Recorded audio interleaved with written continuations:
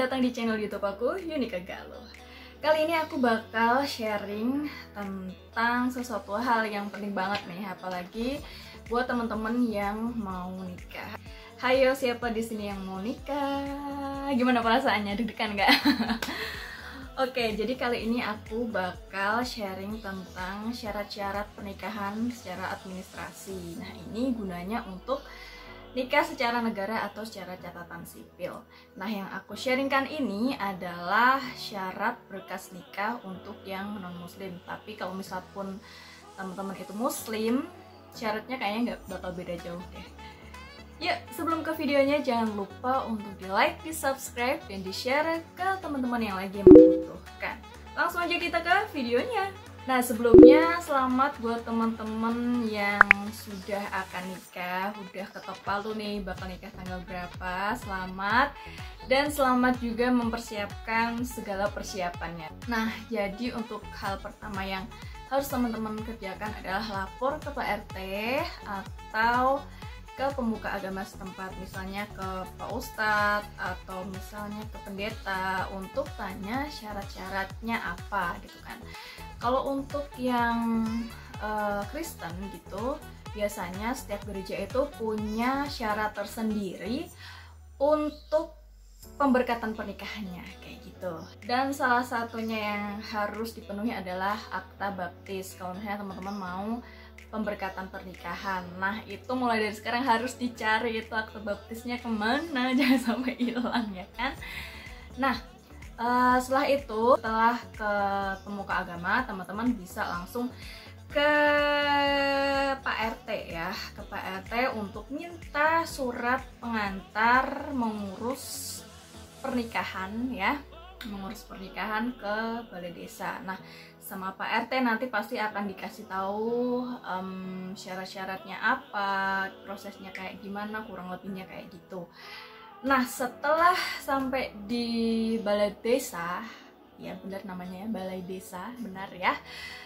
Teman-teman nanti bilang aja sama petugas administrasinya mau mengurus pernikahan, mau minta, nah ini nih yang pertama adalah berkas N1 sampai N5 dari desa. Nah, itu teman-teman minta aja. Nah, berkas N1 sampai N5 ini kebanyakan adalah tentang data diri calon pengantin. Nah, di dalamnya juga ada berkas untuk saksi. Jadi nanti ketika kita nikah secara agama, kita perlu namanya saksi. Satu saksi dari pihak cewek, satu saksi dari pihak cowok.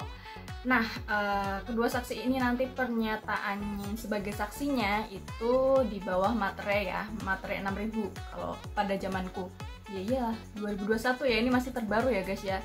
Jadi ada materai 6.000, nanti teman-teman siapin aja. Jadi satu materai untuk surat pernyataan calon pengantin, itu surat pernyataannya kira-kira berisi tentang ya pokoknya gue ini beneran duda atau beneran perawan dan gue nggak pernah nikah sebelumnya, semacam itu.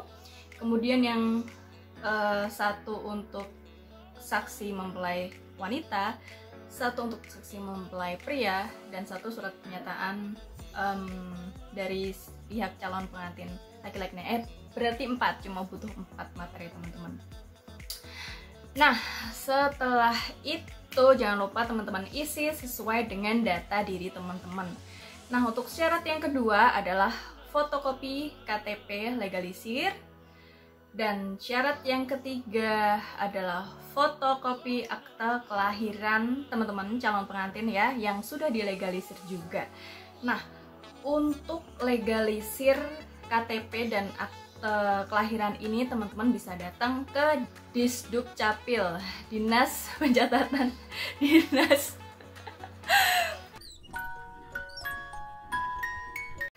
Dinas Kependudukan dan Pencatatan Sipil. Nah, itu punya Disduk Capil kabupaten atau kota tempat tinggal teman-teman ya. Nanti langsung datengin petugas aja, teman-teman bisa langsung minta dilegalisir.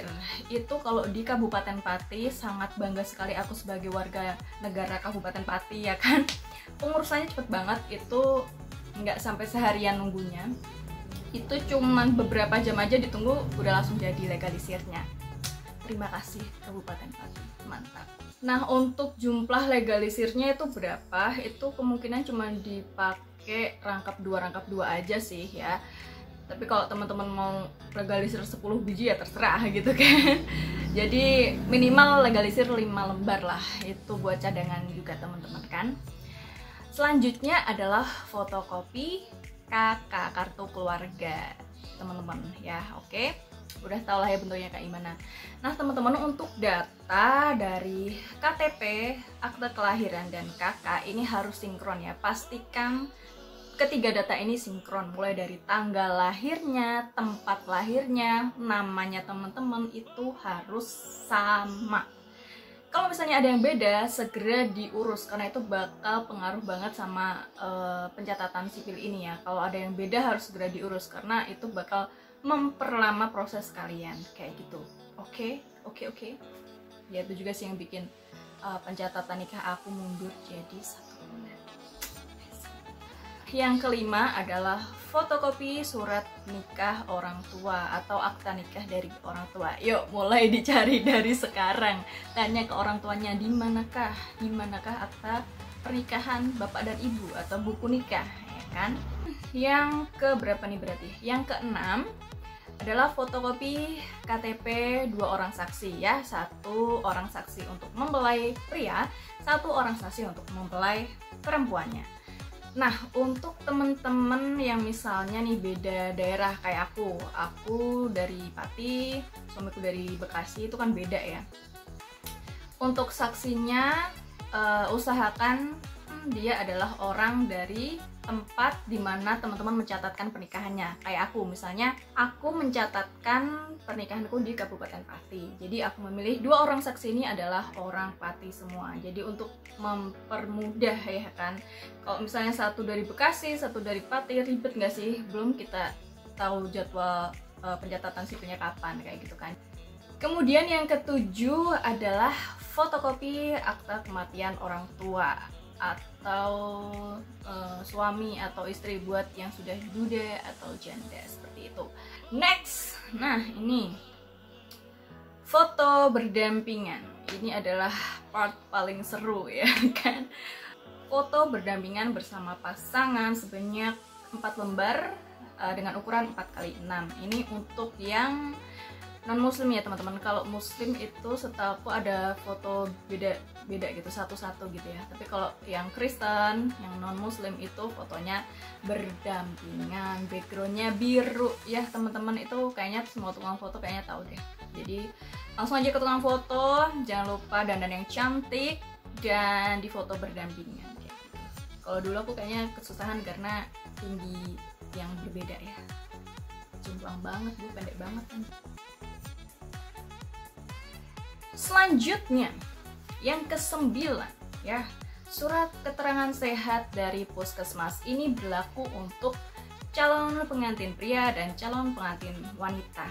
Jadi bisa teman-teman periksa bareng-bareng ke puskesmas, kemudian ya sudah periksa kan akhirnya mendapatkan surat keterangan sehat dari puskesmas. Atau teman-teman yang kayak misalnya beda daerah, bisa calon pengantin prianya di daerahnya dan pengantin wanitanya di daerahnya. Kayak aku sama Arif dulu kayak gitu. Jadi dia dapat surat keterangan dari puskesmas di Mangunjaya dan aku dapat surat keterangan sehat dari puskesmas di Pati. Seperti itu ya teman-teman, itu berlaku kok, santai. Kemudian untuk yang ke-10 adalah surat keterangan imunisasi dari puskesmas.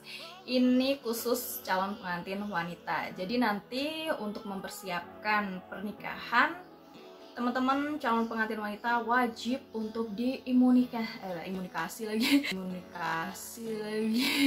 imunisasi tetanus TT. Jadi itu untuk mengurangi angka kematian bayi dan angka kematian ibu gitu guys ya. Kemudian yang ke-11 adalah surat keterangan pindah nikah. Ini buat yang salah satu pasangannya dari daerah yang beda, misalnya beda desa, beda kabupaten, beda provinsi. Jadi kayak aku sama Arif itu beda provinsi dan kita harus ngurus sampai ke kabupaten kayak gitu-gitu deh ya. Kemudian yang ke-12 adalah surat keterangan nikah dari gereja. Nah, ini tentunya bisa didapatkan kalau teman-teman sudah pemberkatan nikah atau sudah nikah secara agama atau sudah nikah secara gereja. Nah, itu nanti pas pencatatan sipil surat ini dilampirkan. Begitu. Kemudian yang ke-13 adalah surat pengantar RT ke desa. Tadi ya di awal udah aku bilang. Dan yang ke-14 adalah surat pengantar desa ke capil. Jadi urutannya gini teman-teman. Kalau mau mengurus sesuatu, bukan cuman ngurus pernikahan aja ya, ngurus sesuatu juga kayak gitu, ngurus akte, ngurus KTP dan sebagainya. Harus ada yang pertama adalah surat pengantar dari RT. Kemudian dari RT lalu ngasih surat pengantar ke desa. Dari desa nih ya, ngasih surat pengantar ke Disduk Capil atau Dinas Kependudukan dan Catatan Sipil. Seperti itu ya teman-teman. Untuk tips and triknya, teman-teman harus cari data-data semua ini dari sekarang ya, minimal banget itu 3 bulan sebelumnya, karena kita nggak pernah tahu apa yang akan terjadi gitu kan, kira-kira syarat berkasnya ada yang kurang atau enggak, harus ada yang perlu dipenuhi apa enggak, kayak gitu. Jadi teman-teman harus segera ngurusnya. Sangat bersyukur sekali kalau misalnya teman-teman dari daerah yang sama, misalnya dari tetangga, itu malah lebih enak lagi tuh, syaratnya lebih gampang kayak gitu kan. Semakin beda dunia, semakin beda belahan dunia, kalian akan semakin ribet teman-teman ya. Belum lagi kalau misalnya beda negara, itu ribet banget guys, harus ke dubes ya nggak sih? Kayaknya iya deh, lebih ribet gitu. Tapi buat calon pengantin semuanya, teman-teman yang mau nikah, semangat, nikmati saja prosesnya. Kalau misalnya teman-teman capek, teman-teman ingat aja kalau sebentar lagi teman-teman akan mendapatkan kebahagiaan. Setiap perjuangan selama teman-teman pacaran atau selama teman-teman mengenal pasangan itu akan terbayar dengan satu ikatan janji suci sehidup semati. Wes, kata-kata gue ngeri banget dah. Oke, segitu aja video kali ini. Jangan lupa di like, jangan lupa di subscribe, dan di share ke seluruh teman-teman kamu yang lagi membutuhkannya. Dan sampai jumpa di video selanjutnya.